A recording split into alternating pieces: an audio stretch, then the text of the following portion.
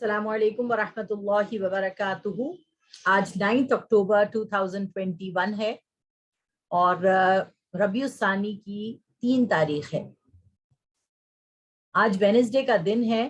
آج ہم انشاءاللہ تعالی سورۃ الاحقاف شروع کریں گے۔ سورۃ الاحقاف 46 نمبر کی سورت ہے۔ اس میں 35 آیات ہیں اور 4 رکوع ہیں۔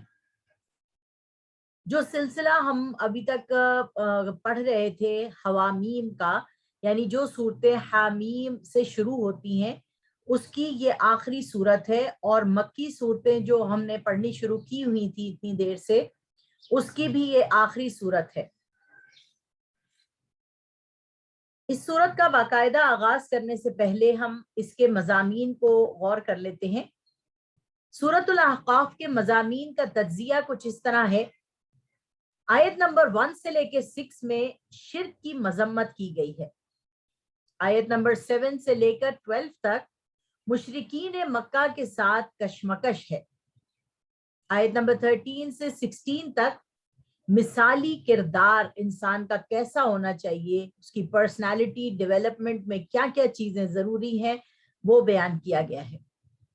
آیت نمبر 17 سے 20 تک برا کردار، انسان کا جو برا کردار ہے اس کو بیان کیا گیا ہے۔ آیت نمبر 21 سے 28 میں تاریخ سے عبرت دی گئی ہے کہ پہلے لوگوں کے ساتھ اللہ کے اور اللہ کے رسولوں کی بات نہ مان کر کیا سزائیں ان کو ملی، کیا عبرت ناکیاں ان کے ساتھ ہوئی، اس سے سبق حاصل کرو۔ آیت نمبر 29 سے 32 میں جنات کی ایمان افروز دعوت۔ آیت نمبر 33 سے لے کے 35 تک احوال آخرت بیان کیے گئے ہیں۔ اب اس سورت کا ہم باقاعدہ آغاز کرتے ہیں۔ حامیم تنزیل الکتاب من اللہ العزیز الحکیم ما خلقنا السماوات والارض وما بینہما الا بالحق واجل مسمى والذین کفروا عما انذروا معرضون صدق اللہ العظیم۔ رب اشرح لی صدری ویسر لی امری واحلل عقدۃ من لسانی یفقہوا قولی رب زدنی علما رب زدنی علما رب زدنی علما رب انی لما انزلت الی من خیر فقیر رب انی لما انزلت الی من خیر فقیر رب هب لی حکما والحقنی بالصالحین واجعل لی لسان صدق فی الآخرین آمین یا رب العالمین۔ حامیم حروف مقطعات جس کے معنی اور مفہوم ہمیں نہیں پتہ، اللہ تبارک و تعالی اور اس کے رسول صلی اللہ علیہ وسلم کے درمیان کوڈ ورڈز ہیں۔ یہ کتاب خدائے غالب اور حکمت والے کی طرف سے نازل ہوئی ہے۔ ہم نے آسمانوں اور زمین کو اور جو کچھ ان دونوں میں ہے حکمت کے ساتھ ایک مقررہ مدت تک کے لیے پیدا کیا ہے، اور کافروں کو جن چیزوں سے ڈرایا جاتا ہے وہ اس سے منہ موڑ لیتے ہیں۔ صدق اللہ العظیم۔ رب اشرح لی صدری ویسر لی امری واحلل عقدۃ من لسانی یفقہوا قولی رب زدنی علما رب زدنی علما رب زدنی علما رب انی لما انزلت الی من خیر فقیر رب انی لما انزلت الی من خیر فقیر رب هب لی حکما والحقنی بالصالحین واجعل لی لسان صدق فی الآخرین آمین یا رب العالمین۔ آیت نمبر 1 سے لے کر 6 تک اللہ تبارک و تعالی شرک کی مذمت کر رہے ہیں۔ یہاں شرک کی مذمت کس طریقے سے ہو رہی ہے کہ اللہ تبارک و تعالی سب سے پہلے یہ بات بتا رہا ہے کہ یہ جو قرآن مجید نازل ہوا ہے یہ اللہ تبارک و تعالی کی طرف سے نازل ہوا ہے۔ پھر اللہ تبارک و تعالی لوگوں کو یہ بات بھی بتا رہا ہے کہ آسمان اور زمین اس کو میں نے بنایا ہے۔ آسمان اور زمین کو اللہ نے بنایا ہے، تو کیسے بنایا ہے؟ اولم یر الذین کفروا ان السماوات والارض کانتا رتقا ففتقناہما، جس کو ہم بگ بینگ کہتے ہیں۔ اللہ तबारक व तआला दावत दे रहा है काफिरों को, ए काफिरों क्या तुमने नहीं देखा कि जमीन और आसमान मिले हुए थे, जुड़े हुए थे, हमने एक बहुत बड़ा ब्लास्ट किया जिससे ये जमीन और आसमान बने। फिर अल्लाह तबारक व तआला ने इसको 7 आसमान बना दिए और 7 जमीनें बना दी। जो आज लोगों के समझ में आ रहा है 7 जमीनों से मुराद 7 कॉन्टिनेंट्स अल्लाह ने बना दिए। वल्लाहु आलम, हो सकता है जमीन के नीचे भी 7 तहें बनाई हूं अल्लाह ताला ने, जैसी आसमान के ऊपर 7 आसमान है। फिर अल्लाह तबारक व तआला फरमा रहा है कि सिर्फ आसमानों को और जमीनों को नहीं बनाया, बल्कि इनके अंदर जो है ना अल्लाह तबारक व तआला ने जो जो काम रखे थे, जो जो अल्लाह तबारक व तआला ने अहकामात रखे थे, वो इन आसमानों के ऊपर अल्लाह तबारक व तआला ने क्या किए, नाजिल कर दिए और अल्लाह तबारक व तआला ने दिखा दिए। फिर अल्लाह तबारक व तआला कह रहा है कि जो कुछ भी मैंने किया ये हिकमत के साथ किया। इसमें अल्लाह तबारक व तआला की शान है, अल्लाह तबारक व तआला की करीमी है। और फिर एक मुकर्ररा मुद्दत तक के लिए इसको पैदा किया है। इसी तरीके से अल्लाह तबारक व तआला फरमा रहा है, कुल्लु नफ्सिन जायकातुल मौत, हर जी रूह को मौत का मजा चखना है। मुराद क्या है कि एक टाइम है, एक लिमिट है जिसके अंदर अल्लाह तबारक व तआला ने हर चीज को एक एंड तक पहुंचाया है।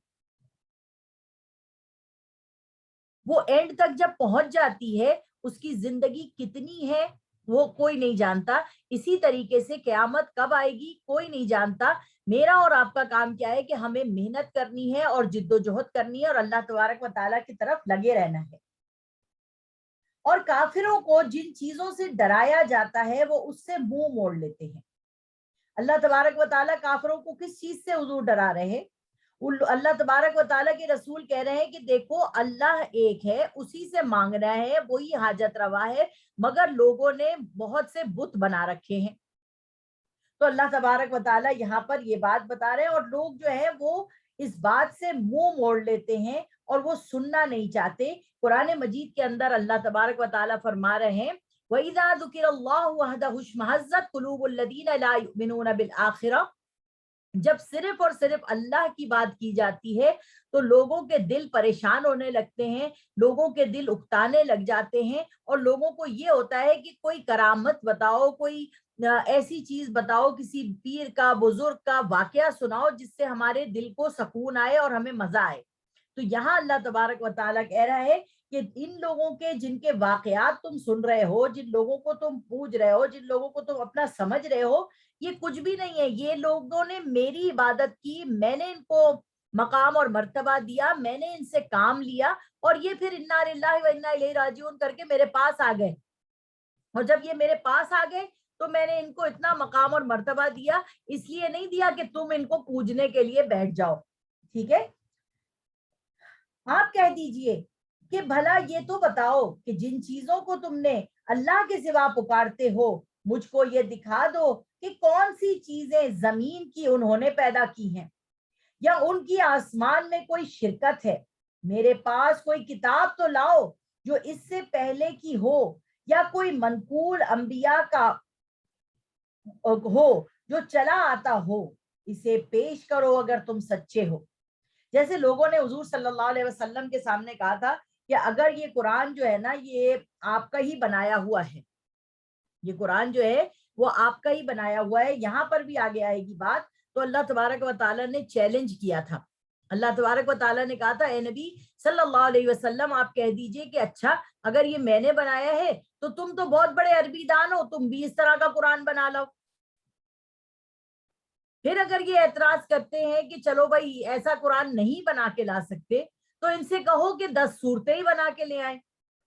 फिर एक जगह अल्लाह तबारक व तआला ने कहा कि 10 सूरतें भी अगर इनसे नहीं बनती तो इनसे कहो एक सूरत ही बना लाएं और बुला ले अपने शरीकों को, जिन्नात में से भी और इंसानों में से भी, और ये हरगिज नहीं बना सकेंगे। सूरतुल बकरा में हम ये बात पढ़ चुके हैं कि ये हरगिज नहीं बना सकेंगे। क्यों? क्योंकि मा हादा इल्ला कलामुल बशर, ये किसी इंसान का कलाम नहीं है।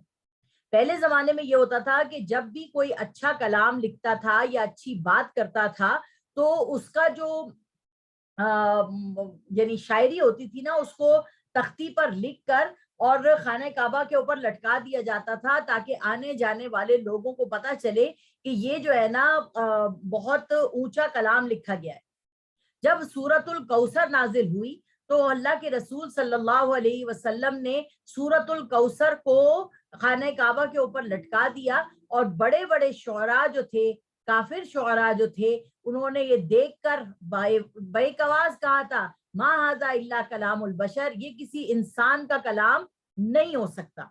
میں اور آپ جب ترجمہ پڑھتے ہیں اور سنتے ہیں تو ہم کہتے ہیں اس میں ایسی کیا بات ہے، مگر جو عربی سمجھتا ہے، عربی کے معنی اور مفہوم کو سمجھتا ہے، ان الفاظوں کے چناؤ کو سمجھتا ہے، اسے پتا ہے کہ یہ انسان ایسا کلام نہیں بول سکتا، یہ اللہ ہی کا کلام ہے۔ مگر کیا تھا کہ وہ انکار کرنے والے تھے۔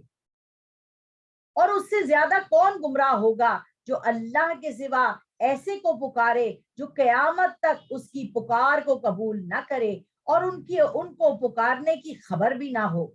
اور جب لوگ جمع کیے جائیں گے تو وہ ان کے دشمن ہوں گے اور ان کی پوجا سے انکار کریں گے۔ ایک بات سمجھیے کہ شرک کیا ہے؟ اللہ کے علاوہ کسی کی عبادت کرنا، کسی کو پوجنا، کسی کو ماننا، ٹھیک ہے؟ اب کچھ تو مشرکین عرب نے اپنے بت بنا رکھے تھے جن کی کوئی حیثیت نہیں ہے، ٹھیک ہے؟ لات، منات، عزا، یہ کون تھے؟ ٹھیک ہے، ودا، سوا، یغوث، یعوق، نصر، یہ کون تھے؟ اللہ تبارک و تعالیٰ نے ان کے لیے کوئی سند نہیں اتاری تھی۔ یہ نہیں کہا تھا کہ یہ جو ہے تمہارے لیے شفعاؤنا عند اللہ، یہ سفارش کریں گے تمہارے لیے میرے سامنے، ایسا اللہ نے کچھ بھی نہیں کہا تھا۔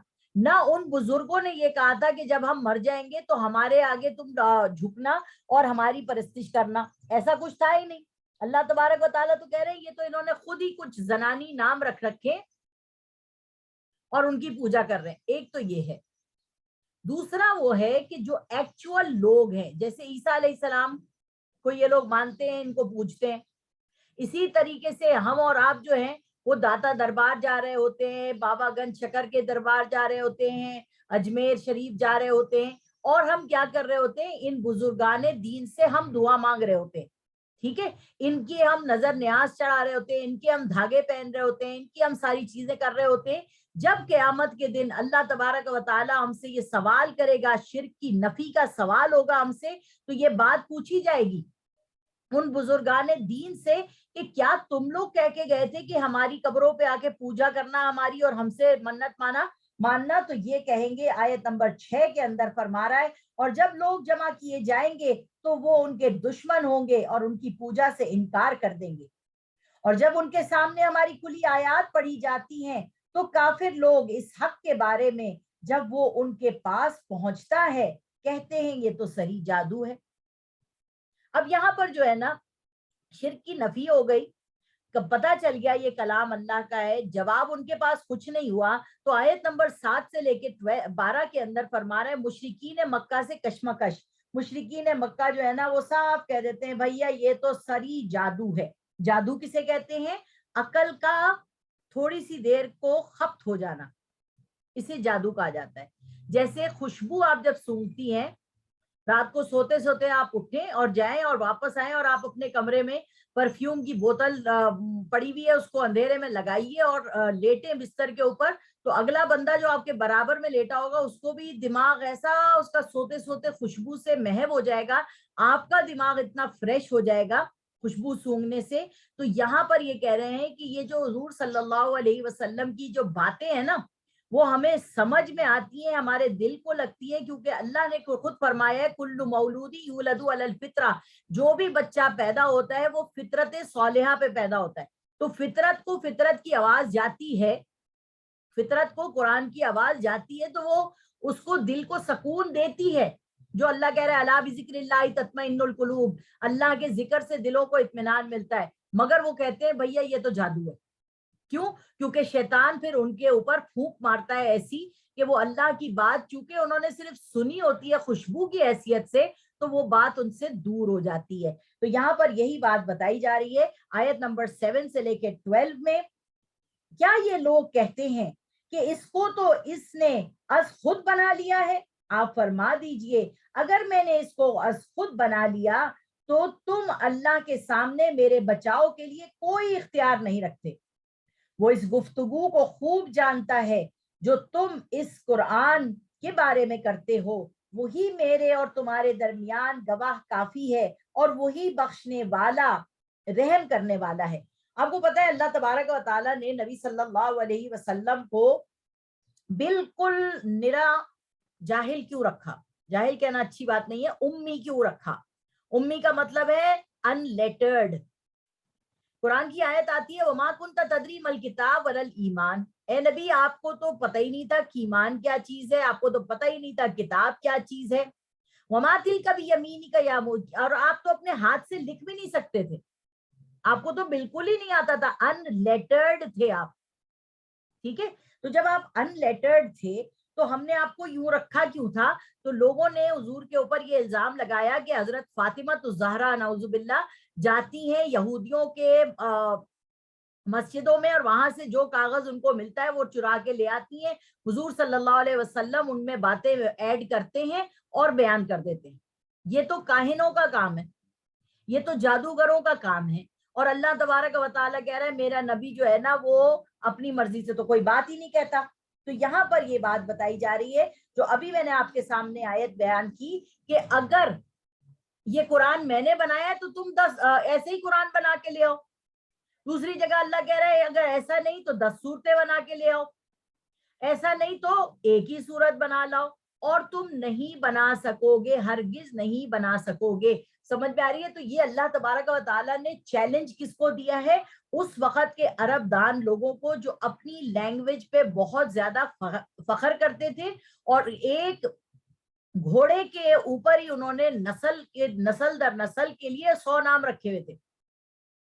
مطلب اتنی گہرائی ہے عربی زبان میں، مگر اللہ تبارک و تعالیٰ نے اس گہرائی سے زیادہ گہری زبان میں اللہ تعالیٰ نے قرآن مجید کو نازل فرما دیا۔ قُلْ مَا كُنْتُ بِدْعًا مِّنَ الرُّسُلِ، آگے یہاں پہ سورۃ الحاقہ میں اللہ تبارک و تعالیٰ فرما رہے ہیں، اور پھر سورۃ التکویر میں، سورۃ الحاقہ کے اندر آیت نمبر ہے 40 سے لے کے 46 تک، اللہ تبارک و تعالیٰ کیا فرما رہے ہیں کہ یہ قرآن کس کا نائب ہے؟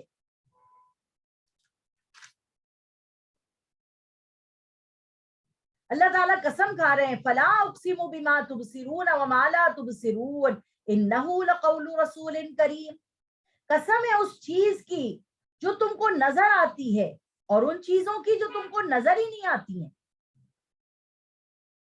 ہمیں نظر کیا آ رہا ہے؟ زمین، آسمان، یہ ساری چیزیں ہمیں نظر آ رہی ہیں، مگر ہمیں اپنے اندر بہت سی چیزیں نظر ہی نہیں آ رہی۔ وہ چیزیں جو جنت میں ہیں، ما لا عین رأت ولا اذن سمعت ولا خطر علی قلب بشر، کہ اللہ تبارک و تعالیٰ نے جو کچھ تمہیں جنت میں دینا ہے تمہارے امیجنیشن میں بھی نہیں ہے، مگر یقین بھروسہ تمہارا ہے کہ اللہ تعالیٰ مجھے عطا فرمائے گا، مجھے وہ جنت ملے گی۔ تو یہاں بتا رہے ہیں جو چیزیں تمہیں نظر آ رہی ہیں، جو چیزیں تمہیں نظر نہیں آ رہی ہیں، یہ قرآن پیغام ہے ایک معزز فرشتے کا لایا ہوا، اور یہ کسی شاعر کا کلام نہیں ہے، مگر تم لوگ بہت ہی کم ایمان لاتے ہو، اور نہ یہ کسی کاہن کا کلام ہے، تم بہت کم سمجھتے ہو۔ کاہن کیا ہوتا ہے؟ کاہن کہتے ہیں جو باتوں میں باتیں ملا کر آگے بات کرتا ہے، ٹھیک ہے۔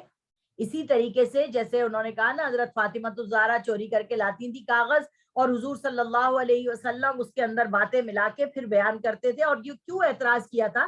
کیونکہ جو باتیں وہ حضور صلی اللہ علیہ وسلم سے پوچھتے تھے اپنے نبیوں کے بارے میں، اللہ تبارک و تعالیٰ اسے حضور پر نازل کرتا تھا، اور حضور صلی اللہ علیہ وسلم ان کی سٹوریز کو صحیح کر کے بیان کرتے تھے اللہ تبارک و تعالیٰ کی مرضی سے۔ تو ان کو ہوتا تھا یہ سٹوری ہماری کتاب میں تو ایسے محمد نے ایسے بتائی ہے، اس کا مطلب ہے یہ اپنے طرف سے ایڈیشن کر رہا ہے لفظوں کی، اور سٹوری کو کچھ سے کچھ بنا رہا ہے، جبکہ اللہ کہہ رہا ہے وما ينطق عن الهوى ان هو الا وحی یوحى، میرا نبی اپنی مرضی سے کچھ نہیں کہتا، جو بھی وہ کہتا ہے وہ وحی کی وجہ سے کہتا ہے۔ تو یہ کاہن کا کلام نہیں ہے، اور یہ اس نے اتارا ہے جو سارے جہان کا رب ہے، اور اگر وہ ہم پر ایک بات بھی بنا کے بیان کرتے، یعنی حضور کے لیے اللہ تعالیٰ کہہ رہا ہے کہ اگر وہ ایک بات بھی ہمارے لیے بیان کرتے تو ضرور ہم ان سے قوت کے ساتھ بدلہ لیتے، پھر ہم ان کی رگے گردن کاٹ لیتے، پھر تم میں سے کوئی ہمیں اس سے روکنے والا نہ تھا، اور یہ کتاب تو پرہیزگاروں کے لیے نصیحت ہے۔ تو یہاں ہمیں اس بات سے پتا چل گیا کہ اللہ تبارک و تعالیٰ کا یہ جو قرآن ہے یہ جبرائیل علیہ السلام کا لایا ہوا ہے۔ سورۃ التکویر کے اندر اللہ تبارک و تعالیٰ کیا فرما رہا ہے؟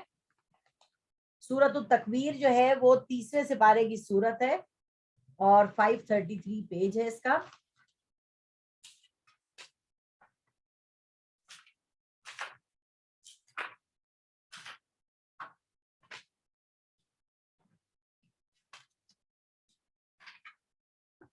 سورۃ التکویر کی آیت نمبر ہے 19۔ انہو لقو، یہاں پر بھی اللہ تبارک و تعالیٰ قسم کھا رہا ہے، واللیل اذا عسعس والصبح اذا تنفس، اور رات کی قسم جب وہ ختم ہونے لگتی ہے، اور صبح کی قسم جب وہ ظاہر ہونے لگتی ہے۔ وہاں دیکھیے وہ قسم کیا کھائی تھی؟ جو چیز چھپی ہوئی ہے اور جو چیز ظاہر ہے۔ یہاں پر اللہ تبارک و تعالیٰ کہہ رہے ہیں رات کی قسم جب ہر چیز چھپ جاتی ہے، صبح کی قسم جب سب چیز ظاہر ہو جاتی ہے۔ بلا شبہ یہ قرآن ایک عالی فرشت مقام یعنی جبرائیل کا لایا ہوا پیغام ہے، جو بڑے قوت کے مالک عرش کے نزدیک اونچے درجے والے ہیں، سردار ہیں اور امانت دار ہیں، فرشتوں کے سردار ہیں جبرائیل علیہ السلام۔ اے مکے والو، تمہارا رفیق یعنی محمد الرسول اللہ صلی اللہ علیہ وسلم دیوانے نہیں ہیں، اور بے شک انہوں نے اس فرشتے کو آسمان کے صاف شرقی کنارے پر دیکھا ہے، اور وہ پوشیدہ باتوں کو ظاہر کرنے میں بخیل نہیں ہے، اور یہ شیطان مردود کا کلام نہیں ہے۔ پھر تم کہاں جا رہے ہو؟ یہ قرآن تو سارے جہان والوں کے لیے نصیحت ہے۔ یہ اس لیے ہے کہ جو چاہے سیدھی چال چلے، اور تم وہی چاہو گے جو اللہ رب العزت چاہتے ہیں۔ یہاں پر ہمیں بات پتا چل گئی بہت اچھی طریقے سے۔ آگے اللہ تبارک و تعالیٰ آیت نمبر 9 میں فرما رہے ہیں، قُلْ مَا كُنْتُ بِدْعًا مِّنَ الرُّسُلِ وَمَا أَدْرِي مَا يُفْعَلُ بِهِ۔ آپ کہہ دیجئے اے نبی صلی اللہ علیہ وسلم، بدعا کا مطلب ہے کوئی نئی چیز۔ میں کوئی نیا نبی نہیں آیا ہوں تمہارے پاس، مجھ سے پہلے بھی تمہارے پاس بہت سے نبی آئے ہیں، اور میں نہیں جانتا کہ اللہ میرے ساتھ کیا سلوک کرے گا اور تمہارے ساتھ کیا سلوک کرے گا۔ میں تو اسی کی پیروی کرتا ہوں جو مجھے وحی کی جاتی ہے، میں تو صرف صاف صاف ڈرانے والا ہوں۔ یہاں پر جسے لفظ آتا ہے بدعا، بدعا نئی چیز، کوئی نئی چیز ایجاد کرنا، اسی لیے اللہ تبارک و تعالیٰ کا نام ہے بدیع السماوات والارض۔ جب کچھ بھی نہیں تھا، اللہ تبارک و تعالیٰ نے چیزوں کو ایجاد کیا، چیزوں کو پیدا کیا، اور وہ ساری چیزیں اس کی مخلوق ہیں۔ آپ کہہ دیجئے کہ تو یہ تو بتاؤ کہ اگر یہ قرآن اللہ کی طرف سے ہے اور تم نے انکار کیا، اور بنی اسرائیل کا ایک گواہ اس جیسی کتاب پر گواہی دے اور وہ ایمان لے آئے، تو تم نے کفر کیا، بے شک اللہ ظالموں کو ہدایت نہیں دیتا۔ یہاں پر بتایا جا رہا ہے کہ عبداللہ بن سلام ایک یہودی عالم تھے جو حضور صلی اللہ علیہ وسلم سے قرآن سن کر مسلمان ہو گئے، اور انہوں نے نبی صلی اللہ علیہ وسلم سے یہ کہا کہ آپ میرے لوگوں سے میرے بارے میں پوچھ لیں۔ حضور صلی اللہ علیہ وسلم نے پوچھا تو سب نے تعریف کی کہ ہمارا بہترین شخص ہے یہ، اور جب وہ سامنے آئے اور انہوں نے کہا میں نے کلمہ پڑھ لیا لا الہ الا اللہ محمد الرسول اللہ، تو اسی وقت یہودی لوگ پلٹ گئے اور انہوں نے کہا ہم میں سے بدترین شخصیت یہی ہے۔ تو کیا ہے، یہ منافقت جو ہے وہ یہودیوں میں بھی آئی ہے، تو وہی منافقت ہمارے اندر بھی آئی ہے کہ ہم منہ دیکھے کو تعریف کرتے ہیں، اور جب وہ چلا جاتا ہے بندہ تو ہم اس کی برائی کرتے ہیں۔ یہ اللہ تبارک و تعالیٰ کہہ رہا ہے یہودیوں کی حرکتیں مت کرو اسے۔ آیت نمبر 11 پڑھ رہے ہیں، اور کافر مومنوں کے بارے میں کہتے ہیں اگر یہ دین بہتر ہوتا تو یہ لوگ ہم سے پہلے نہ کرتے اس دین کی طرف، اور جب ان کو اس قرآن سے ہدایت نہ ہوئی تو اب کہیں گے یہ تو پرانا اور جھوٹا ہے۔ اب یہاں پر دیکھیے ایک بات بتایا جا رہا ہے کہ غریب لوگ جو ہے، تکلیف میں جو لوگ ہیں، جب وہ سنتے ہیں قرآن مجید کو، اور قرآن مجید ان کے دلوں کو سکون دیتا ہے، مرہم دیتا ہے، اور انہیں یہ بتاتا ہے کہ جو تکلیفیں تمہیں دنیا میں مل رہی ہیں، اللہ تبارک و تعالیٰ آخرت میں تمہیں اس کا ڈبل ثواب دے گا. دیکھیے جب اللہ تبارک و تعالیٰ وہاں ڈبل ثواب دے گا اور کسی بندے کو یہ جو تکلیفوں میں گزر رہا ہے اس کو جب یہ سب باتیں پتہ چلتی ہیں تو الا بذکر اللہ تطمئن القلوب، تبھی اس کے دل کو سکون اور اطمینان آتا ہے کہ انشاءاللہ تعالیٰ اگر مجھے یہاں گھر نہیں ملا، یہاں اچھا لباس نہیں ملا، یہاں اچھا کھانے پینے کو نہیں ملا، یہاں اچھا اولاد نہیں ملی، یہاں اچھا شوہر نہیں ملا، اور میں نے اپنے آپ کو اللہ کی طرف لگائے رکھا، تو اللہ تبارک و تعالیٰ وہاں مجھے اس سے زیادہ اجر دے گا. تو یہ ایمان جو ہے نا، یقین جو ہے، بھروسہ جو ہے، وہ بن دیکھے چیزوں کے اوپر ہے. اسی لیے اللہ تبارک و تعالیٰ کے رسول نے فرمایا کہ تمہارا ایمان، یعنی میرا اور آپ کا اور صحابہ کرام کا ایمان زیادہ بہتر ہے جبرائیل علیہ السلام کے اور فرشتوں کے ایمان سے. اس سے کیا مراد ہے؟ یعنی اللہ کے رسول نے فرمایا کہ جبرائیل علیہ السلام اور تمام فرشتوں کا ایمان تو مضبوط ہے، کیونکہ وہ جنت بھی دیکھ رہے ہیں، جہنم بھی دیکھ رہے ہیں، اللہ کے خادم خاص ہیں وہ سارے. اللہ نے ان کو اپنے لیے پیدا کیا ہے کاموں کے سلسلے میں، وہ ہمارے لیے خدمت گزار بنائے گئے ہیں. میں اور آپ کا ایمان یہ ہے کہ نہ میں نے جنت دیکھی ہے، نہ میں نے اللہ کو دیکھا ہے، نہ میں نے فرشتے کو دیکھا ہے، نہ میں نے جنات کو دیکھا ہے، نہ میں نے کسی بھی وہ زمانہ پایا ہے جس میں نبی صلی اللہ علیہ وسلم تھے. میں اور آپ جو ہے وہ یقین رکھتے ہیں اللہ کی کتاب پر، بھروسہ کرتے ہیں اللہ کے وعدوں پر، اور اللہ تبارک و تعالیٰ کی راہ میں تکلیفیں اور مشکلات برداشت کر رہے ہوتے ہیں کہ اللہ تبارک و تعالیٰ ہی کی طرف مجھے اور آپ کو جانا ہے، اور وہاں اللہ تعالیٰ کہہ رہا ہے میں تمہیں اس سے اچھا بدلہ دوں گا. تو ہم یقین کیے ہوئے ہیں اس بات پہ، تبھی ہم اپنا ایمان یقین مضبوط رکھتے ہیں. اور مکی صورتوں میں کیا ہے؟ مکی صورتوں میں ہے ہی ایمان کو مضبوط کرنا. جتنی بھی صورتیں آپ پڑھ کے آئی ہیں اس میں اللہ تبارک و تعالیٰ آپ کے ایمان کو مضبوط کر رہا ہے کہ دیکھو اچھا کرو گے تو اچھا ملے گا، برا کرو گے تو دیکھو پہلے لوگوں کے ساتھ جو میں نے کیا تھا وہی میں دوبارہ کروں گا. لا تبدیل لکلمات اللہ، میرے کلمے بدلیں گے نہیں. ٹھیک ہے، تو یہاں پر بھی اللہ تبارک و تعالیٰ یہی بات فرما رہے ہیں. اب یہاں سے شروع ہو رہی ہے آیت نمبر 12. اور اس سے پہلے موسیٰ کی کتاب تھی جو لوگوں کے لیے رہنمائی تھی اور رحمت تھی. وَهَذَا كِتَابٌ مُصَدِّقٌ لِسَانًا عَرَبِيًّا، اور یہ کتاب عربی زبان میں ہے، اس کی تصدیق کرنے والی ہے تاکہ ظالموں کو ڈرائے اور نیکوں کو خوشخبری دے. دیکھیے موسیٰ علیہ السلام کو بھی امام کہا گیا ہے، رہنما کہا گیا ہے. موسیٰ علیہ السلام کی کتاب تورات کو امام کسے کہتے ہیں؟ یعنی جس کتاب کے پیچھے چلا جائے. یہ صاحب شریعت نبی ہیں، صاحب کتاب نبی ہیں، جیسے حضور صلی اللہ علیہ وسلم صاحب کتاب نبی ہیں اور صاحب شریعت نبی ہیں. ٹھیک ہے، یہاں پر انہوں نے بتائی بات. اور جن لوگوں کو ہمارے اچھا، اور یہ جو کتاب ہے قرآن مجید، یہ تصدیق کرتی ہے یعنی موسیٰ علیہ السلام کی کتاب کی. جن لوگوں نے کہا ہمارا رب اللہ ہے پھر اس پر قائم رہے تو ان کو نہ تو کوئی خوف ہوگا اور نہ وہ غمگین ہوں گے. یہ جو آیت آ رہی ہے ان الذین قالوا ربنا اللہ ثم استقاموا، یہ ہم پڑھ کے آئے ہیں پیچھے حامیم سجدہ میں. اس میں یہی آیت تھی کہ جس نے کہہ دیا کہ اللہ میرا رب ہے اور پھر اس پہ جم گیا، اللہ تعالیٰ فرماتے ہیں اس کے اوپر فرشتے نازل ہوں گے، دنیا میں بھی اور آخرت میں بھی. دنیا میں جو ہے وہ نازل ہوں گے اور اس کو کہیں گے کہ مرنے کا ٹائم آ گیا، اللہ کے پاس جانے کا ٹائم آ گیا، تم نیکی کام میں لگے رہے، تم اچھے انسان تھے، ڈرو مت کہ آگے کیا ہوگا تمہارا، اور خوف مت کرو. جو لوگوں کو پیچھے تم چھوڑ کے جا رہے ہو اللہ تبارک و تعالیٰ ان کی حفاظت کرے گا اور اللہ تبارک و تعالیٰ ان کو بھی صحیح سیدھے رستے کے اوپر ہی چلائے رکھے گا. یہ نیکی ہوتی ہے کسی کی کہ جب وہ چلا جائے تو اس کا جو پیچھے چھوڑ کے وہ خاندان گیا ہے، پیچھے چھوڑ کے وہ اولاد گیا ہے، پیچھے چھوڑ کے جو وہ بیوی گیا ہے یا گھر والے چھوڑ کے گیا ہے، اللہ تبارک و تعالیٰ ان کا نگہبان بن جاتا ہے. یہ بات جو ہے نا یہ بالکل سچی فرمائی ہے. آیت نمبر 13 سے لے کر 16 تک ہم پڑھ رہے ہیں. مثالی کردار انسان کا جو ہے وہ یہی ہے کہ جب وہ اللہ تعالیٰ کے اوپر بھروسہ کر لے تو پھر اسے کوئی خوف نہیں ہوتا اور وہ کسی بھی چیز سے غمگین نہیں ہوتا کہ میرے ساتھ کیا ہوا. یہی لوگ جنت والے ہیں، اس میں ہمیشہ رہیں گے، یہ ان کا صلہ ہے جو وہ کرتے تھے.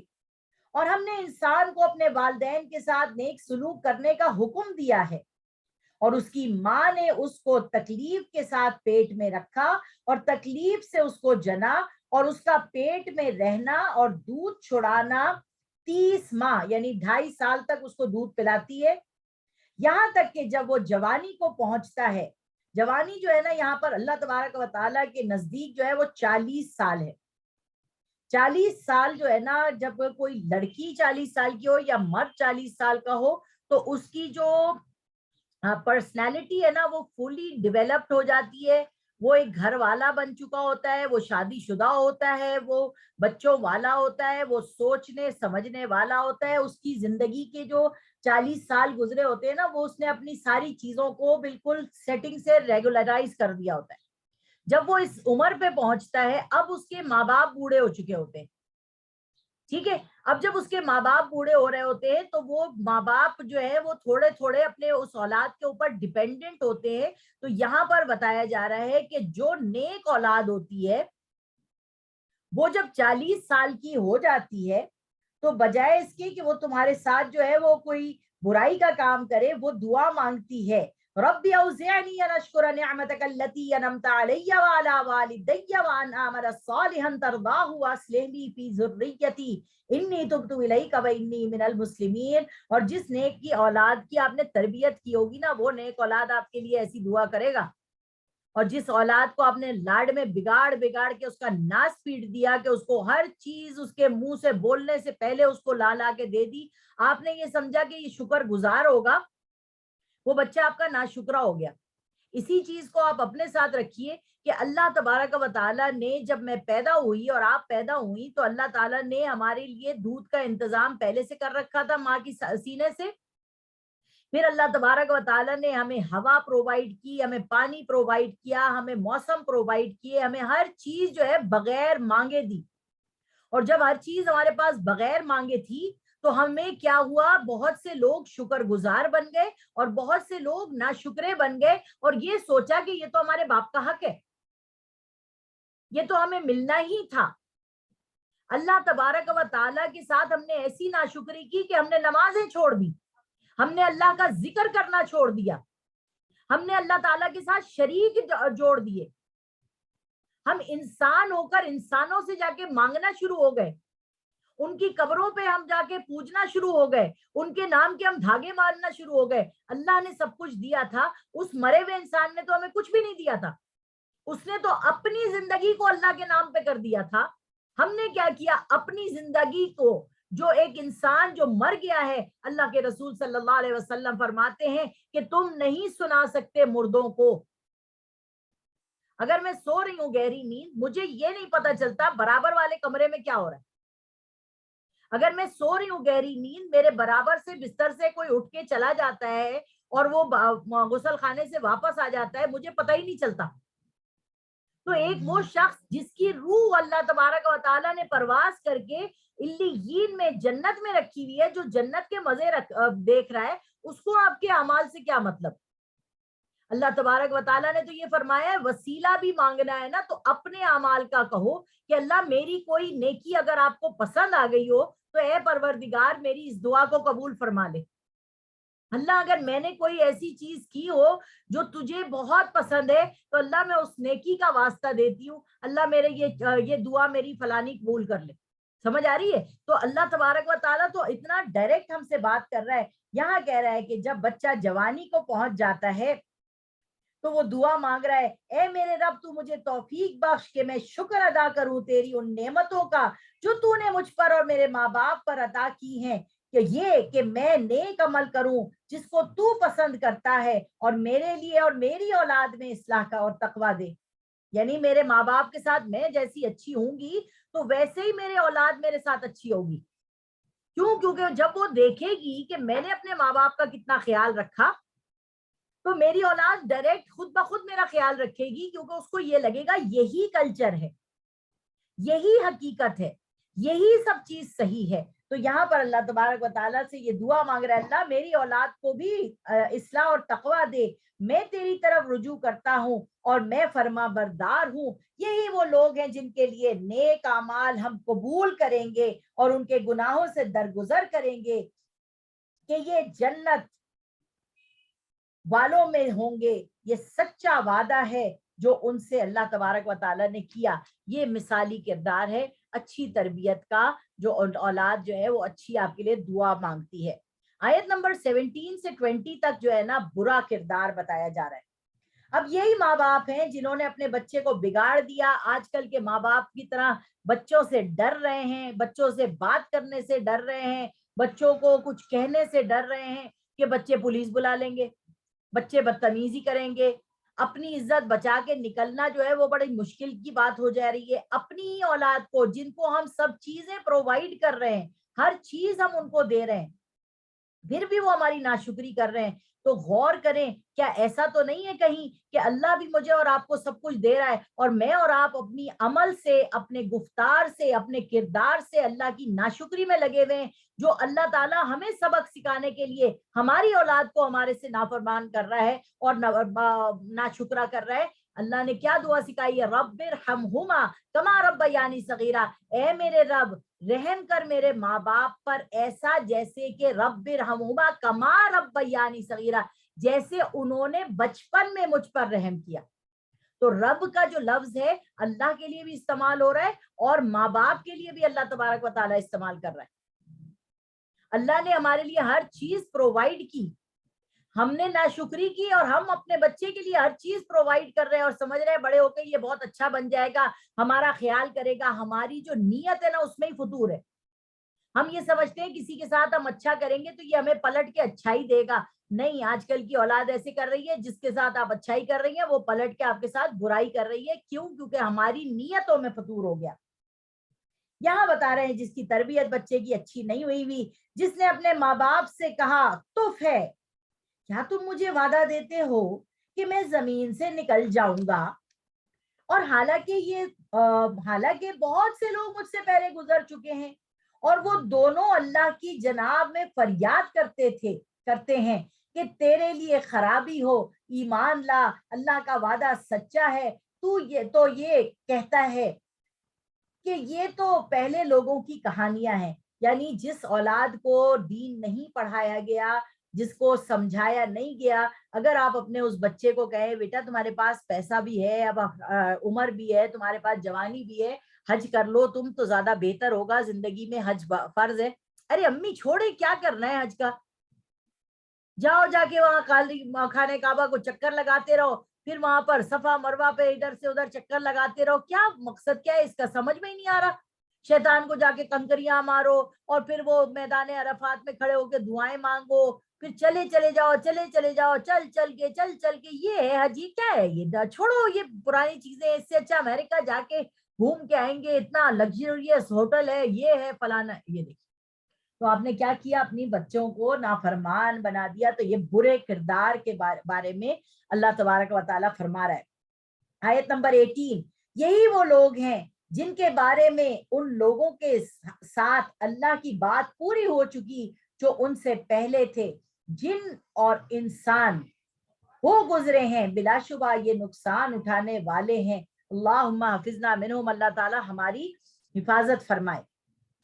اور ہر ایک کے لیے الگ الگ درجے ہیں ان کے اعمال کی وجہ سے, اور تاکہ پورا کر دے ان کے اعمال کو, اور ان پر ظلم نہ ہوگا. اور جس روز کافر لوگ آگ کے سامنے کیے جائیں گے, تم اپنی لذتیں اپنی دنیا کی زندگی میں حاصل کر چکے اور ان سے پورا فائدہ اٹھا چکے, سو آج تم کو ذلت کا عذاب دیا جائے گا, اس لیے کہ تم ناحق زمین میں تکبر کرتے تھے اور اس لیے کہ تم نافرمان تھے.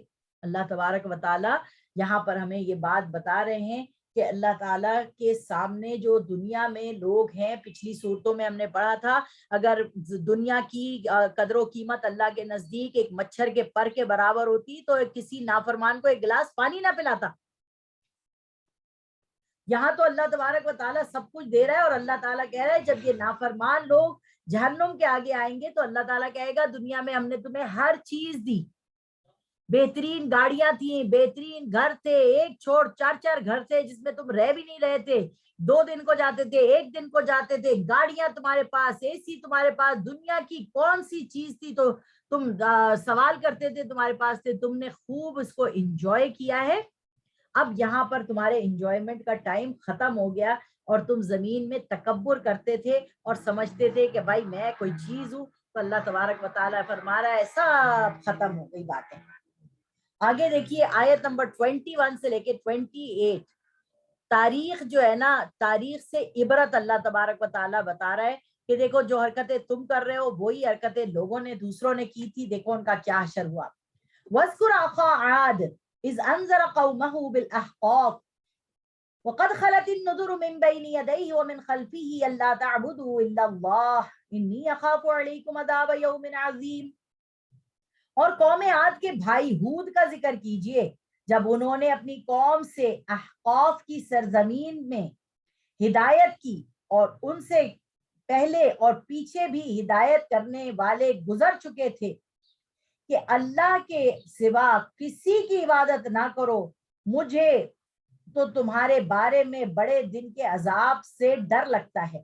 یہ قوم اخا عاد, قوم عاد نے اپنی یعنی قوم سمود کو ڈرایا تھا عاد نے کہ بھائی یہ نہ کرو. قوم عاد اور قوم سمود جو ہے ان کو ان کے نبی نے آ کے ڈرایا تھا, نہیں کرو, تمہارے پاس اتنے نبی آ چکے, اتنا سمجھا چکے, پھر بھی تم سمجھ نہیں رہے ہو.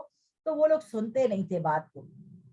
قوم نے کہا کیا تم ہمارے پاس اس لیے آئے ہو کہ ہم کو ہمارے معبودوں سے چھڑا دو؟ اگر تم سچے ہو تو جس چیز سے ہمیں ڈراتے ہو اسے ہم پر واقع کر دو. یعنی یہ دیکھیے ڈٹائی کا یہ عالم ہے کہ ان چیزوں کو جن کو ہم پوج رہے ہیں, آج جو ہے نا بت ختم ہو گئے, آج جو ہے وہ بت ختم ہو گئے ہیں, بیچ میں سے ساری چیزیں ختم ہو گئی ہیں. اب کیا ہے, پیسہ ہمارا معبود بن گیا, وطن ہمارا معبود بن گیا, سمجھ میں آ رہی ہے, اور ہمارے شہرت ہمارا معبود بن گیا. افرأیت من اتخذ الہہ ہوا, کیا آپ نے دیکھا ہے اس شخص کو جس کو اس کی خواہش نفس نے جو ہے وہ برباد کر چھوڑا ہے.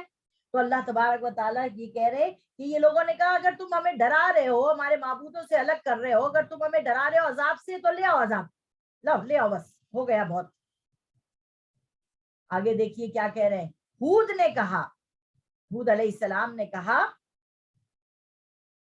اس کا علم تو اللہ ہی کو ہے, میں تو وہی پیغام پہنچا رہا ہوں جو مجھے دے کر بھیجا گیا ہے, لیکن میں دیکھ رہا ہوں کہ تم جہالت میں پھنسے ہوئے ہو. یعنی کسی بھی نبی نے یہ نہیں کہا کہ بس عذاب آنے والا ہے, یہ رکھا ہوا عذاب. دیکھیے حضرت یونس علیہ السلام جن کو مچھلی کے پیٹ میں چلے گئے تھے, حضرت یونس علیہ السلام جو ہے وہ اپنی قوم کو ڈرا رہے تھے, مت دیکھو عذاب آئے گا, عذاب آئے گا. قوم سن نہیں رہی تھی. حضرت یونس علیہ السلام نے کیا کیا کہ ان کو اتنی غیرت ہوئی کہ یہ لوگ سن ہی نہیں رہے میری بات کو. غصے میں وہ نکل گئے بستی سے. اللہ تعالیٰ نے وہی نہیں بھیجی تھی کہ نکلو, وہ غصے میں نکل گئے اور اللہ تبارک و تعالیٰ نے کیا کیا, ان کو کشتی میں سوار کیا, کشتی بیچ سمندر میں جا کے ڈولنے لگی اور پرچی نکلی انہی کے نام کی, انہیں پانی میں پھینکا گیا. وہاں سے مچھلی منہ کھولے کھڑی تھی, مچھلی نکل گئی, مچھلی یونس علیہ السلام کو نگل گئی. ادھر سے آثار عذاب شروع ہوئے اور قوم سمجھ گئی کہ یونس بھی غائب ہو گئے اور یہ عذاب کا جو بادل ہے یہ آ گیا ہے. ساری قوم جھک گئی اور اس نے معافی مانگی, اور اللہ تعالیٰ نے, یہ واحد قوم ہے یونس علیہ السلام کی کہ نبی سے غلطی ہوئی اور قوم کو اللہ تبارک و تعالیٰ نے دوسرا موقع عطا فرما دیا. تو یہاں پر اللہ تبارک و تعالیٰ جو ہے بتا رہے کہ حضرت ہود علیہ السلام نے اپنی قوم سے کہا کہ دیکھو میرے کو نہیں پتا کہ کب آئے گا یہ عذاب, مگر میں دیکھ رہا ہوں تم اپنی جہالت میں فضول کی باتوں میں لگے ہوئے ہو, مت کرو ایسا. فَلَمَّا رَأَوْا عَارِضًا مُسْتَقْبِلَ أَوْدِيَتِهِمْ قَالُوا هَذَا عَارِضٌ مُمْطِرُنَا بَلْ هُوَ مَا اسْتَعْجَلْتُمْ بِهِ رِيحٌ فِيهَا عَذَابٌ أَلِيمٌ. پھر جب قوم نے عذاب کو دیکھا بادلوں کی شکل میں ان وادیوں کی طرف آتے ہوئے, تو ہود نے کہا یہ بادل ہے جو ہم پر برسے گا, بلکہ یہ وہ ہے جس کے لیے تم جلدی کرتے تھے, یہ ایک آندھی ہے جس میں دردناک عذاب ہے. یعنی یہ لوگ جو تھے, جیسے حضور صلی اللہ علیہ وسلم جب بادل گرجتے تھے اور بارش ہوتی تھی نا, تو بادل گرجنے کی اور یہ جو تھنڈر ہوتا ہے نا, اس کی دعا ہے باقاعدہ کہ جو حضور صلی اللہ علیہ وسلم ڈرتے تھے کہ جب تیز آندھی آ رہی ہے یا طوفان ٹائپ آ رہا ہے تو کہیں ایسا تو نہیں ہے کہ اللہ کا عذاب آ رہا ہو. جیسے اس قوم کو پتہ ہی نہیں چلا, اس نے دیکھا کالی کالی بدلیاں آ رہی ہیں, وہاں سے عذاب جو ہے وہ ان کی قوم پر آنے والا ہے, اور وہ سمجھ رہے ہیں بادل آئے گا, اور وہ کہہ رہے ہیں او اب تو بارش ہوگی, بڑا مزہ آئے گا اور ہم انجوائے کریں گے بارش کے اندر. ہود علیہ السلام کیا کہہ رہے ہیں, بھائی یہ بادل نہیں ہے, یہ وہ ہے آندھی جس کا تم جلدی مچا رہے تھے. اور سورۃ الحاقہ کے اندر اللہ تبارک و تعالیٰ فرما رہے ہیں کہ ان کے اوپر کیسی آندھی آئی ہے, ذرا سنیے. وہ ہونے والی چیز کیا ہے, وہ ہونے والی چیز, اور تم کو کیا معلوم کیا ہے وہ ہونے والی چیز؟ اس کھڑکھڑانے والی چیز جس کو سمود اور عاد نے جھٹلایا تھا, سو سمود تو ایک سخت آواز کڑک سے ہلاک کر دیے گئے, اور جو عاد تھے ان کو ایک تیز تند ہوا سے ہی ختم کر دیا.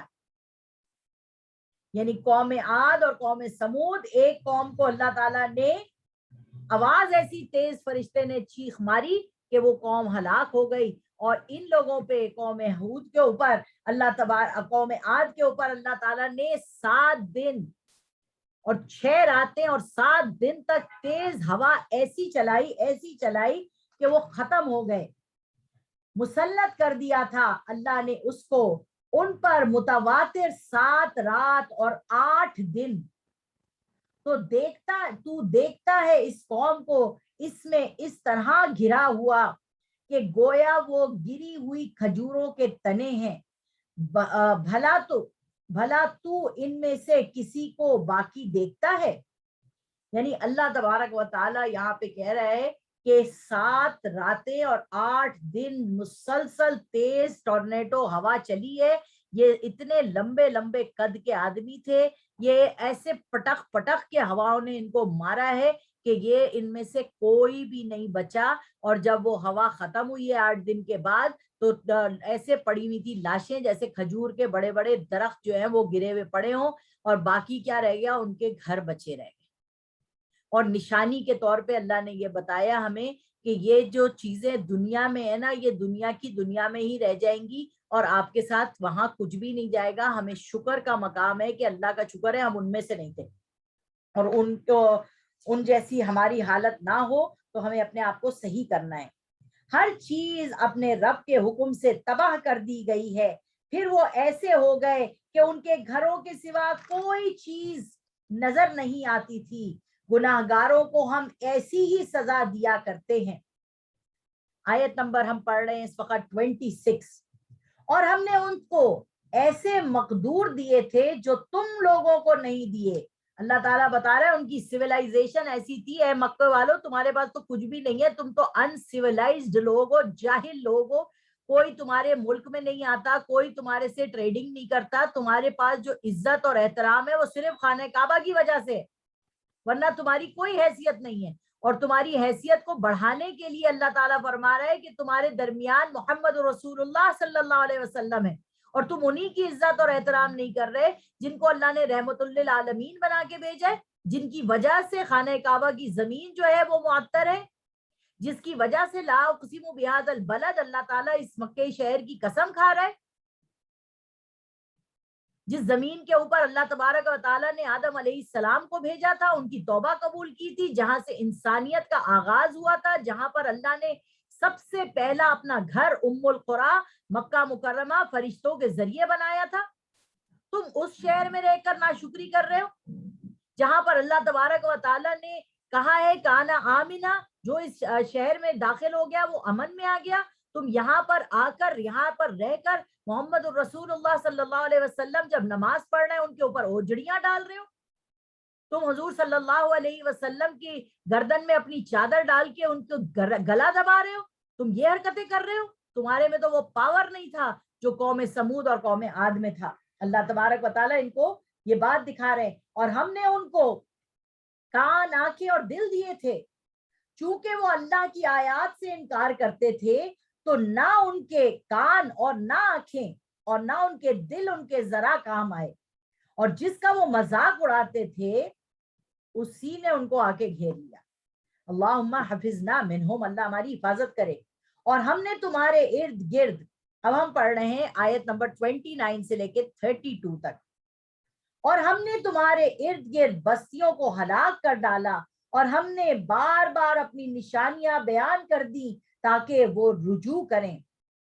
تو جن کو انہوں نے اللہ کا تقرب حاصل کرنے کے لیے اپنا معبود بنا رکھا ہے، انہوں نے ان کی کوئی مدد نہ کی، بلکہ وہ سب ان کے سامنے سے غائب ہو گئے، اور یہ ان کا جھوٹ تھا اور گھڑی ہوئی بات تھی.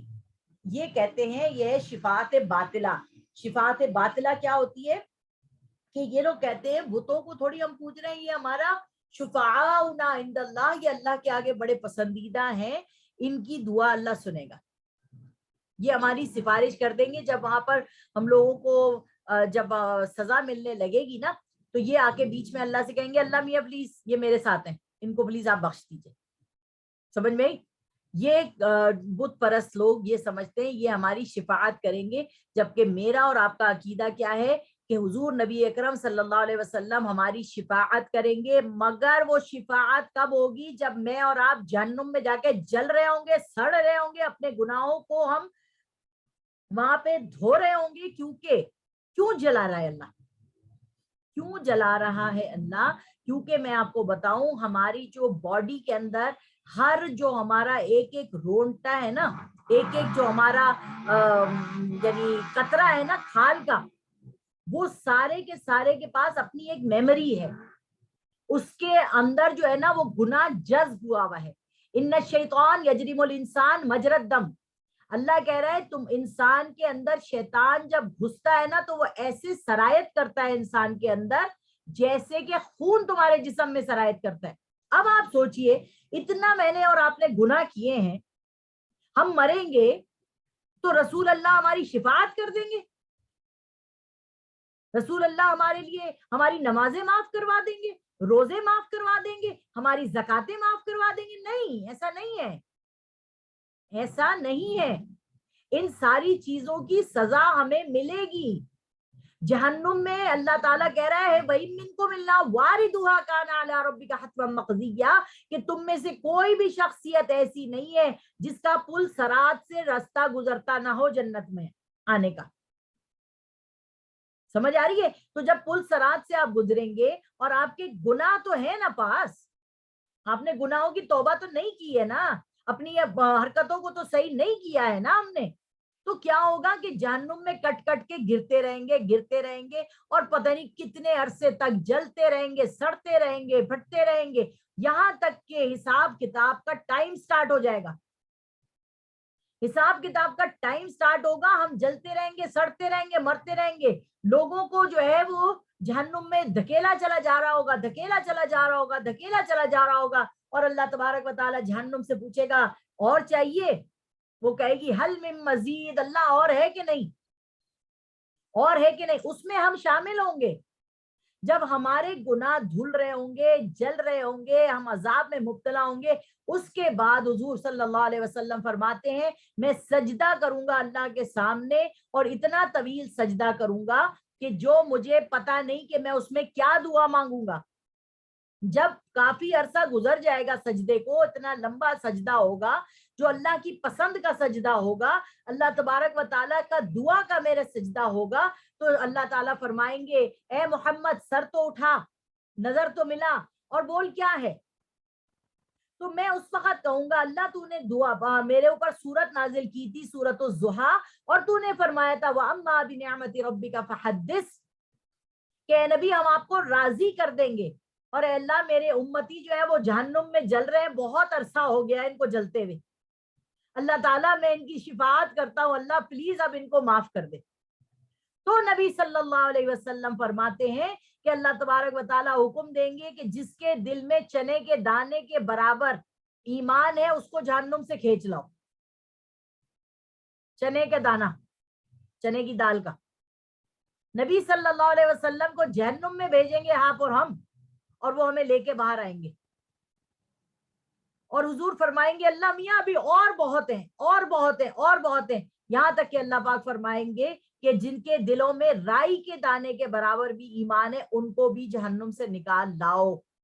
تو اتنا عرصہ جو جہنم میں جلنا ہے، کیا اس کا حوصلہ ہے میرے اور آپ کے پاس؟ اور کیا میں اور آپ وہ بننا چاہتے ہیں کہ حضور صلی اللہ علیہ وسلم کو جہنم کا چہرہ بھی دیکھنا پڑے میرے اور آپ کی وجہ سے تاکہ وہ ہماری شفاعت کریں؟ تو ہماری جو شفاعت کرنے والا شخص ہے اس کے اوپر ہزاروں درود اور سلام مجھے اور آپ کو پڑھنے ہیں. التحیات میں ہم ہر وقت سلام پڑھ رہے ہیں نبی صلی اللہ علیہ وسلم پر. ہر نماز میں ہم درود ابراہیمی پڑھ رہے ہیں نبی صلی اللہ علیہ وسلم پر. نماز کے بعد ہم دعا مانگ رہے ہیں اللہم رب ھذہ الدعوۃ التامہ، تاکہ ہماری شفاعت کریں نبی صلی اللہ علیہ وسلم. مگر ہمیں اپنے عمل بھی تو درست کرنے، عمل صحیح نہیں ہے اور ہم سمجھتے ہیں اللہ کے رسول بخشوا دیں گے. اور ہم نے نعتیں ایسی بنا دی ہیں کہ قبر اندھیری میں گھبراؤں گی جب میں تنہا، امداد میری کرنے آ جانا رسول اللہ. کیا رسول اللہ کو اللہ پاک اجازت دیں گے اس شخص کے پاس آنے کی جس نے سنتوں کو چھوڑا ہوگا، جس نے اللہ کے احکامات کو توڑا ہوگا، جس نے اپنی زندگی کو اپنی حواس کے خاطر استعمال کیا ہوگا، جس نے اللہ کے دین کے لیے نماز کے لیے اپنا وقت نہیں نکالا ہوگا؟ ہم نے کیا سمجھ رکھا ہے کہ اللہ کے رسول ہماری ایسی شفاعت کر دیں گے؟ ایسا نہیں ہے، ایسا نہیں ہے. اس شفاعت باطلہ کو ہمیں سمجھنے کی ضرورت ہے. آگے فرماتے ہیں اللہ تبارک و تعالی آیت نمبر 29، اور جب ہم نے آپ کی طرف جنات کی ایک جماعت کو متوجہ کیا. اب یہ ایک بڑا پیارا واقعہ ہے. نبی اکرم صلی اللہ علیہ وسلم من القریتین عظیم، دو بستیاں تھیں، ایک مکہ اور ایک طائف. جب حضور صلی اللہ علیہ وسلم کو مکے سے لوگوں نے ریجیکٹ کر دیا، اپنے خاندان نے ریجیکٹ کر دیا، کسی نے نہیں سنی حضور کی بات، اور ابو طالب کا انتقال ہو گیا، تو حضور صلی اللہ علیہ وسلم گئے طائف. اور طائف جا کے انہوں نے اپنے دین کی دعوت کا آغاز کیا. تو وہاں کے جو لوگ تھے اوباش قسم کے، انہوں نے حضور صلی اللہ علیہ وسلم پہ جو پتھراؤ کیا، تو حضور کے ساتھ صرف اور صرف زید بن حارثہ تھے، جن کو حضور نے اپنا بیٹا بنایا ہوا تھا، جن کے بارے میں اللہ نے قرآن میں کہا کہ تم اپنا نام اس کسی کو نہیں دے سکتے، یہ تمہارا منہ بولا بیٹا نہیں ہے، بلکہ جو ہے نا یہ زید بن حارثہ ہے، اس کو اس کے باپ کے نام سے پکارو. اور حضرت زید کا نام قرآن مجید میں آیا ہے. حضرت زید بہت خوش ہوتے ہیں کہ میرا نام کسی بھی صورت میں قرآن میں آیا. تو یہاں پر حضور صلی اللہ علیہ وسلم پر اتنا پتھراؤ کیا گیا، اتنا پتھراؤ کیا گیا کہ بس سمجھے آپ قریب المرگ کر دیا، جوتوں میں خون بھر گیا حضور صلی اللہ علیہ وسلم کا. اور بڑے گرفتہ دل سے جو ہے حضور صلی اللہ علیہ وسلم ایک جگہ بیٹھے، تو فرشتہ آ گیا ملک الجبال، اور انہوں نے کہا کہ یا رسول اللہ اگر آپ حکم دیں تو ہم جو ہے نا یہ دونوں پہاڑوں کو بیچ سے ملا دیں اور یہ جتنی بھی بستی ہے پوری اس کو تباہ کر دیں. حضور نے فرمایا نہیں، اللہم اہدی قومی فانہم لا یعلمون، اے اللہ میری قوم کو ہدایت دے، انہیں پتہ نہیں ہے میں کون ہوں، اور مجھے ان کی اولادوں میں سے مسلمانوں کی خوشبو آتی ہے. اور بہت سے لوگ بعد میں طائف کے مسلمان بھی ہو گئے. ٹھیک ہے، تو یہ وہی فرشتے ہیں جو حضرت ابراہیم علیہ السلام کو جب آگ میں ڈالا جا رہا تھا تو فرشتہ آیا تھا ہوا کا اور کہا تھا آپ حکم کریں تو اتنی تیز ہوا چلاؤں گا یہ آگ بجھ جائے گی. پھر فرشتہ آیا بادلوں کا، آپ حکم کریں تو ہم اس کے اوپر بادل لا کے ایسا تیز پانی برسائیں گے کہ یہ آگ بجھ جائے گی. حضرت ابراہیم علیہ السلام نے کیا کہا تھا؟ نہیں، اللہ دیکھ رہا ہے نا، مجھے اللہ ہی کافی ہے. تو آپ دیکھیے اللہ کے رسول نبی صلی اللہ علیہ وسلم کے ساتھ بھی وہی ہوا جو حضرت ابراہیم علیہ السلام کے ساتھ ہوا، اور دونوں نے معاف کیا اور اللہ تبارک و تعالیٰ نے ان کو لوگ اچھے عطا کیے. اسی لیے حضور نے فرمایا جو مجھ پہ درود پڑے اور ابراہیم علیہ السلام پہ درود نہ پڑے تو وہ کیا فائدہ. تو اب یہاں آپ دیکھیے کہ اللہ تبارک و تعالیٰ بتا رہا ہے کہ حضور صلی اللہ علیہ وسلم وادی نخلا میں آئے. وادی نخلا جو ہے وہ کھجوروں کی وادی تھی اور کسی کا باغ تھا، اس میں حضور صلی اللہ علیہ وسلم نے رات رکے ہیں اور صبح میں نماز پڑھا رہے ہیں جماعت کے ساتھ حضرت زید بن حارثہ کو، اور سورۃ الرحمن پڑھ رہے ہیں، اور سورۃ الرحمن پڑھ رہے ہیں، اور وہاں سے جنات کا گزر ہوتا ہے، اور وہ جنات جو ہے وہ گزرتے ہوئے حضور کو تلاوت کرتے ہوئے سن رہے ہیں. اب یہاں دیکھیے ہم نے ابھی پیچھے پڑھا نا، قسم ہے ان چیزوں کی جو نظر آتی ہیں اور ان کی بھی، اور جو نظر نہیں آتی. تو قسم ہے جو چیزیں نظر آ رہی ہیں، انسان بھی نظر آ رہا ہے مگر جنات تو نظر نہیں آ رہے. وہ جو نظر بھی نہیں آئے حضور صلی اللہ علیہ وسلم کو، ان کی کیفیت ایمان دیکھیے قرآن سن کے کیسی ہوئی کہ حضور صلی اللہ علیہ وسلم فرماتے ہیں جب سورہ رحمان پڑھ کے صحابہ کرام کو سنائی تو صحابہ کرام نے ایسے ہی چپ کر کے سن لی. فرمایا تم سے بہتر تو جنات ہیں کہ جب میں کہتا تھا فَبِأَيِّ آلَاءِ رَبِّكُمَا تُكَذِّبَانِ تو وہ کہتے تھے لا بِشَيْءٍ مِّن نِعْمَتِكَ رَبَّنَا نُكَذِّبُ فَلَكَ الْحَمْدُ اللہ ہم تیری کسی بھی نعمت کی ناشکری نہیں کرتے. ٹھیک ہے, تو وہ کسی بھی نعمت کی ناشکری نہیں کر رہے تھے. تو یہاں پر دیکھیے کیا کہہ رہے ہیں جنات. اور جب ہم نے آپ کی طرف جنات کی ایک جماعت کو متوجہ کیا جو قرآن سننے لگے, بس جب وہ قرآن کے پاس آ پہنچے تو آپس میں کہا خاموش. ٹھیک ہے, ہمیں بھی کہا گیا ہے جب قرآن پڑھو وَإِذَا قُرِئَ الْقُرْآنُ فَاسْتَمِعُوا لَهُ وَأَنصِتُوا لَعَلَّكُمْ تُرْحَمُونَ, جب قرآن پڑھا جائے تو خاموشی سے سن لیا کرو تاکہ تم پر رحم کیا جائے, ورنہ ایک بات ادھر نکل گئی ایک بات ادھر نکل گئی, آپ کو سمجھ تھوڑی نہ کچھ آنا ہے. تو کم از کم 1 گھنٹہ آپ کے پاس ایسا ہونا چاہیے, بستر پہ لیٹ جائیے اور چپ کر کے سنیے, تو اللہ تبارک و تعالیٰ آپ کے اوپر رحم کرے گا انشاءاللہ. تو فرشتوں نے جنات نے کہا چپ, قالوا انصتوا, تو آپس میں کہا خاموش رہو. جب پڑھنا ختم ہوا تو وہ اپنی برادری میں خبر پہنچانے کے لیے واپس گئے.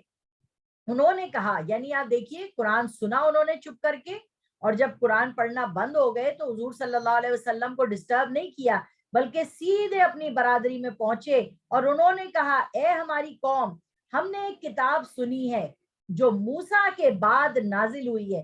یعنی یہ جو جنات تھے یہ موسیٰ علیہ السلام کی ماننے والے لوگ تھے. موسیٰ علیہ السلام 1400 سال پہلے یعنی 2000 سال پہلے آ چکے حضرت نبی اکرم صلی اللہ علیہ وسلم کے. ٹھیک ہے, کیونکہ حضرت موسیٰ اور حضرت عیسیٰ علیہ السلام کے درمیان 1400 سال کا وقفہ ہے, اور حضور صلی اللہ علیہ وسلم اور حضرت عیسیٰ علیہ السلام کے درمیان 540 سال کا وقفہ ہے. یعنی کم و بیش 2000 سال پرانے جنات جو حضرت موسیٰ پر ایمان لائے ہوئے تھے, انہوں نے جب قرآن سنا تو انہوں نے کہا کہ ہم نے ایسی قرآن سنا ہے جو تصدیق کرتی ہے اس کتاب کی جو موسیٰ کے پاس تھی, حق ہے اور سیدھے راستے کی رہنمائی کرتی ہے. اے ہماری قوم, اللہ کی طرف بلانے والے کی بات قبول کرو اور اس پر ایمان لاؤ, اللہ تمہارے گناہ معاف کر دے گا اور تم کو دکھ دینے والے عذاب سے محفوظ رکھے گا. انشاءاللہ تعالیٰ جب ہم سورۃ الجن پڑھیں گے تو پوری سورۃ الجن جو ہے نا وہ جنات کی گفتگو پر مبنی ہے. اور جو اللہ کی طرف بلانے والے کی بات قبول نہ کرے گا تو وہ زمین میں اللہ کو عاجز نہیں کر سکے گا اور نہ اس کا اللہ کے سوا کوئی حمایتی ہوگا.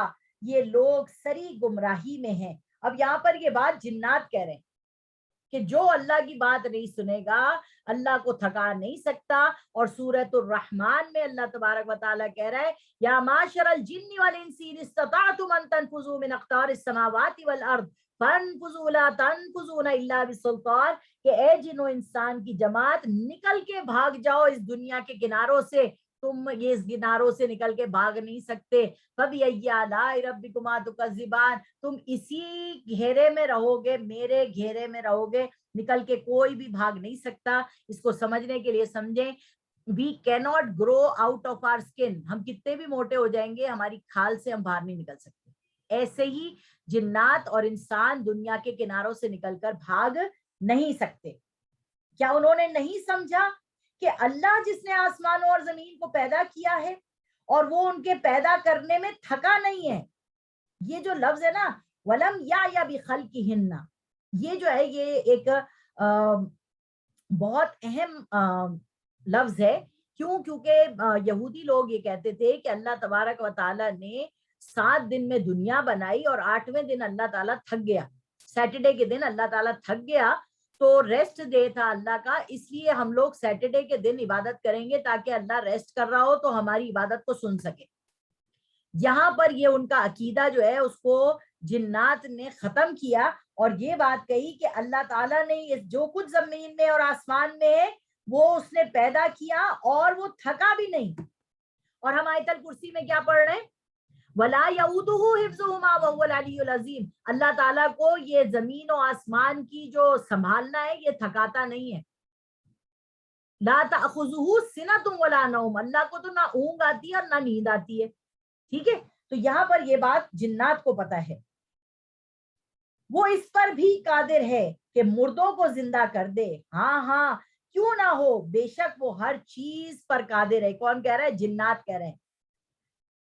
اور جس روز کافر لوگ آگ کے سامنے حاضر کیے جائیں گے تو کہا جائے گا کیا یہ حق نہیں ہے؟ وہ کہیں گے کیوں نہیں، ہمارے رب کی قسم ہے، حکم ہوگا اب عذاب کا مزہ چکھو، اس لیے کہ تم انکار کرتے تھے. سمجھ آ رہی ہے کہ انکار کرتے تھے تو اب تمہیں عذاب کا مزہ چکھنے سے کوئی بھی چیز جو ہے نا روک نہیں سکتی. آگے آخری آیت آ رہی ہے، آیت نمبر 35. فاصبر كما صبر اولو العزم من الرسل ولا تستعجل لهم كأنهم يوم يرون ما يوعدون لم يلبثوا الا ساعة من نهار بلاغ فهل يهلك الا القوم الفاسقون. بس اے نبی صلی اللہ علیہ وسلم، جس طرح اور عالی ہمت پیغمبر صبر کرتے رہے، اولو العزم کہتے ہیں عالی ہمت لوگ، اولو العزم پیغمبر صبر کرتے رہے، اسی طرح تم بھی کرو. اور ان کے لیے عذاب میں جلدی نہ مانگو جس دن یہ اس چیز کو دیکھیں گے جس کا ان سے وعدہ کیا جاتا ہے تو یہ خیال کریں گے کہ گویا یہ دنیا میں رہے ہی نہیں تھے مگر گھڑی بھر دن کے. قرآن کا یہ پیغام پہنچا دینا ہے سو وہی ہلاک ہوں گے جو نافرمان تھے. اب یہ اولو العزم پیغمبر کسے کہا جاتا ہے؟ سورۃ الشورى میں نے آپ کے سامنے ایک آیت پڑھی تھی، شرع لکم من الدین ما وصی بہ نوحا والذی اوحینا الیک وما وصینا بہ ابراہیم وموسیٰ وعیسیٰ ان اقیموا الدین ولا تتفرقوا فیہ. یہ ہیں وہ 5 اولو العزم رسول. سب سے بڑا اولو العزم کون تھا؟ صبر جو تھا ان کا، حضرت نوح علیہ السلام کا 950 سال لوگوں کو سمجھاتے رہے مگر ان کے سمجھ میں کوئی بات نہیں آئی. 950 سال. ٹھیک ہے، اس کے بعد صبر کے اوپر اگر ہم دیکھیں تو اب ہمیں ایک اور نبی ملتے ہیں. وہ کون ہے بھائی؟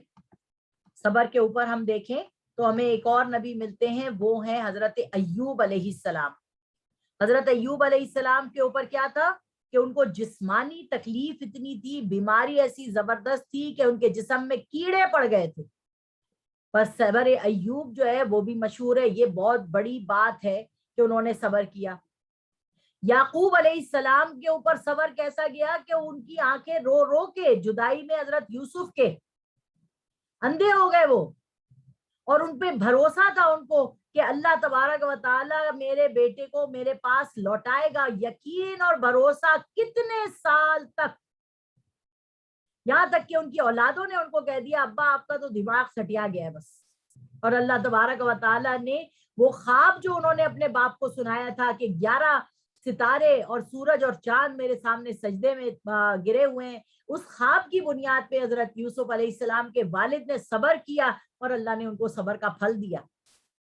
زکریا علیہ السلام نے کتنے سال صبر کیا اور اولاد سے محروم رہے، اور جب انہوں نے دعا مانگی تو اللہ تبارک و تعالیٰ نے ان کو 100 سال کی عمر میں حضرت یحییٰ عطا کیے. حضرت ابراہیم علیہ السلام نے صبر کیا اور اپنے بیٹے کو ذبح کر دیا، اور اللہ تبارک و تعالیٰ نے بیٹے کی جگہ مینڈے کو رکھ دیا. یہ کیسا زبردست صبر ہے. کیا میرے اور آپ کے اوپر ایسی کوئی تکلیف آئی ہوئی ہے جو ہم صبر نہیں کر سکتے؟ صبر کا مطلب ہے بر کہتے ہیں رشتے کو. رشتہ کس کے ساتھ؟ اللہ کے ساتھ اپنے رشتے کو جوڑ دو تو اللہ تبارک و تعالیٰ غم میں، تکلیف میں، پریشانی میں، مشکل میں، مصیبت میں آپ کو سکون اور اطمینان اور چین دے دے. یہی چیز جو ہے نا سب سے زیادہ بہترین ہے. اس لیے اللہ تبارک و تعالیٰ اپنے نبی کو کہہ رہا ہے کہ اے نبی صلی اللہ علیہ وسلم، آپ عالی ہمت جو پیغمبر گزرے ہیں ان کے جیسا صبر کیجئے. جب آپ ان کے جیسا صبر کریں گے تو اللہ تبارک و تعالیٰ آپ کو اجر عظیم عطا فرمائے گا اور اپنے ساتھ آپ کا رشتہ مضبوط کر لے گا. یہ اہم ہدایات کا بیان آ رہا ہے. گھر والوں کے لیے قیمتی دعا ہے یہ. آیت نمبر 15 کو آپ نے نوٹ کر لینا ہے کہ وَوَصَّيْنَا الْإِنسَانَ بِوَالِدَيْهِ إِحْسَانًا، کہ ہم نے انسان کو اپنے والدین کے ساتھ حسن سلوک کرنے کا حکم دیا ہے. اس کی ماں نے اسے تکلیف جھیل کر پیٹ میں رکھا، تکلیف برداشت کر کے اسے جنا. اس کے حمل کا اور اس کے دودھ کے چھڑانے کا زمانہ 30 مہینے ہے، یہاں تک کہ جب وہ اپنی پختگی 40 سال کی عمر کو پہنچتا ہے تو کہتا ہے یہ دعا، اے میرے پروردگار مجھے توفیق دے، میں تیرے لیے تیری اس نعمت کا شکر بجا لاؤں جو تو نے مجھ پر اور میرے ماں باپ پر انعام کی ہے، اور یہ کہ میں ایسے نیک عمل کروں جن سے تو خوش ہو جائے، اور میرے لیے میرے اولاد میں صلاح اور تقوی دے. میں تیری طرف رجوع کرتا ہوں اور کرتی ہوں، اور میں فرما برداروں میں سے ہوں. جنات کا سماعت قرآن اور ایمان. جب جنات جو ہے نا ان سے ہمیں ڈرنا نہیں ہے. ان میں من الجنتی والناس، یہ جنات میں بھی خراب لوگ ہوتے ہیں اور انسانوں میں بھی خراب لوگ ہوتے ہیں جو ہمیں شیطان کی طرف لے کے آتے ہیں. تو جنات میں بھی بہت سے اچھے جن ہیں جن کو اللہ تبارک و تعالیٰ یہاں پر بیان کر رہا ہے، اور یہاں پر اللہ تبارک و تعالیٰ دکھا رہا ہے کہ جنات نے فوراً ایمان قبول کیا، اور فوراً جو چیز آپ نے سیکھی سنی حضور سے اس کو فوراً آگے پہنچانے کی کوشش کی. اس سے ہم یہ سیکھتے ہیں بلغوا انی ولو آیا، کہ ایک بھی آیت سیکھو تو اسے اپنی طرف سے آگے پہنچا دو تاکہ دوسرا بندہ بھی اس پہ ایمان رکھے. جنات کا سماعت قرآن کے بعد لوگوں تک جو ہے وہ بات کا پہنچانا ہمیں یہ ہدایت دیتا ہے کہ ہمیں بھی پہنچانا چاہیے. انشاءاللہ تعالی اب سورۃ الاحقاف مکمل ہوئی. اب ہماری سورۃ محمد جو ہے وہ کل انشاءاللہ تعالی شروع ہوگی. یہ مدنی سورت ہوگی. مکی صورتیں یہاں پر مکمل ہوئی، اب مدنی صورتوں کا گلدستہ آئے گا، اس کے بعد پھر سے مکی صورتیں شروع ہوں گی. وآخر دعوانا ان الحمدللہ رب العالمین. آج ہم نے پوری سورۃ الاحقاف مکمل کی ہے. جزاک اللہ.